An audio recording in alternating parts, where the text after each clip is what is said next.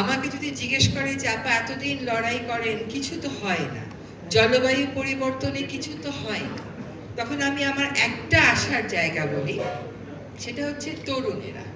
কেন বলি? কারণ আমরা যে পৃথিবীতে থেকে গেলাম, আপনারা যারা পরের প্রজন্মের, আপনারা কিন্তু একই রকম পৃথিবী পাবেন না। এই পৃথিবীতে এই বছরই বাংলাদেশে 50 বছরের সবচেয়ে বেশি গরম পড়েছে। এই বছরই বাংলাদেশে এমন দুটা বন্যা হয়েছে, নোয়াখালী এবং কুমিল্লায়। ওই এলাকার মানুষেরা বলেছে যে এইরকম বন্যা আমরা জীবনে কখনো চোখেই দেখিনি। এবং ওখানে যে সেনাবাহিনী যাচ্ছিল উদ্ধার কাজে, যে সেনাবাহিনী নৌকা নিয়ে যাচ্ছিল, তার নৌকারই আর হদিস পাওয়া যাচ্ছিল না, এরকম ভয়ঙ্কর। ফলে আমাদের এই যে, আমি অন্য বিষয়ে না বলি, পরিবেশ বিষয়েও যে আমাদের ব্যর্থতা, এইটা কিন্তু আমাদের পরবর্তী প্রজন্মের কুফলটা ভোগ করবে। ব্রেভারি যে কি জিনিস, সাহসিকতা যে কি জিনিস, এবার আমরা এই আন্দোলন থেকে এটা দেখেছি। মানে আমরা এরশাদ যখন ছিলেন, আমরা এরশাদের বিরুদ্ধে আন্দোলন করেছি, তখন আমরা আবার আজকে যারা হাততালি দিচ্ছেন তাদের বয়সে ছিলাম, কিন্তু আমরা কিন্তু এই পরিমাণের স্বাধীনতা, এই পরিমাণের সাহস দেখাইনি।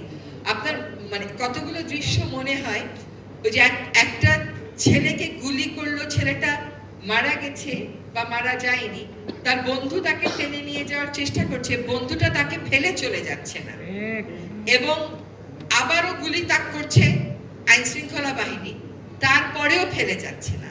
অনেক দূর বেচারা একা একা টেনে নিয়ে গেছে। তারপরে যখন দেখলো যে বন্দুক তাক করে আবার গুলি ছুড়েছে, সে পর্যায়ে তার আর কিছু করার ছিল না। তো ঐক্য কোন পথের কথা যখন আমরা বলি, আমার বারবার ওই সাহসী ছেলেটার কথা মনে হয়, যে সে তার বন্ধুকে ফেলে চলে যায় নাই, সে বন্দুকের মুখোমুখি হয়েছে, তার আহত বন্ধুকে সে টেনে নিয়ে যাওয়ার চেষ্টা করেছে। তো আমাদেরও মনে রাখতে হবে, আমরা যদি ছকে ফেলা একটা রাজনীতি, এটাকে বদলানোর চেষ্টা করি, আমরা যদি সম অধিকারের কথা বলি, আমরা যদি বৈষম্য ভাঙার কথা বলি, এই যাত্রা কোনোদিনও সহজ হবে না, কোনোদিনও সহজ হবার কথা না। এই যাত্রা সবসময় একটা খুবই কঠিন রাস্তার ভিতর দিয়ে আমাদেরকে যেতে হবে, আমাদেরকে ধৈর্যটা রাখতে হবে, কিন্তু আমরা অধৈর্য হয়ে পড়ি। এখন প্রথাগত যে বিষয়গুলো চলে এসছে প্রথাগত ভাবে, এগুলো আপনি একদিনে ভাঙবেন না। দুটো ছোট ছোট আমার কাজের উদাহরণ, ধরেন আমাকে বলে পলিথিন তো আপা বন্ধ হইলো না, তা বললাম যে বন্ধ হবে কেমনে? কারণ দোকানে গেলে আপনাকে পলিথিন দিলে আপনি তো পলিথিন নেন, আপনি তো দাঁড়িয়ে দোকানদারকে বলেন না যে আমি পলিথিন নিব না, কারণ এটা নিষিদ্ধ এবং এটা ক্ষতিকর। আবার বলে আপা হর্ন তো বন্ধ করতে পারলেন না, তো আমি বলি যে বন্ধ হবে কেমন করে, কারণ আপনিই তো হর্ন বাজান, আপনি তো গাড়িতে উঠে আপনার ড্রাইভারকে বলেন নাই যে তুমি হর্ন ছাড়া গাড়িটা চালাবা।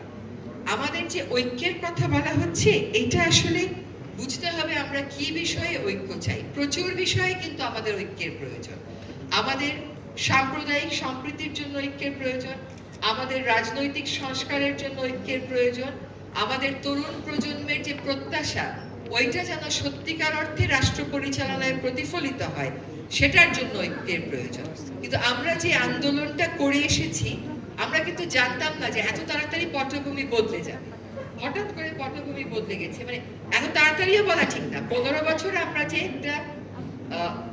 একটা স্বৈর শাসনের ভিতর দিয়ে গেছি, এইটা যে 5ই অগস্ট শেষ হয়ে যাবে, এটা তো 3 বা 4 অগস্টের আগে আমাদেরও অনুমানে ছিল না। ফলে আমাদের যে সংস্কার প্রক্রিয়াটা, যে যে বিষয়ে কাজ করে সেই বিষয়ে সুচিন্তিত মতামত দেবে, তারপরে জনগণকে আমরা ইনভলভ করব, জনগণকে ইনভলভ করে তারপরে আমরা একটা মতৈক্যে পৌঁছাবো। এই মতৈক্যে পৌঁছাতে গেলে শুধুমাত্র আমরা যারা অন্তর্বর্তীকালীন সরকারে আছি তাদেরই এটা দায়িত্ব, তাদেরই এটা দায় না। এই পরিবর্তনের দায়িত্ব আমাদেরকে সকলকেই নিতে হবে।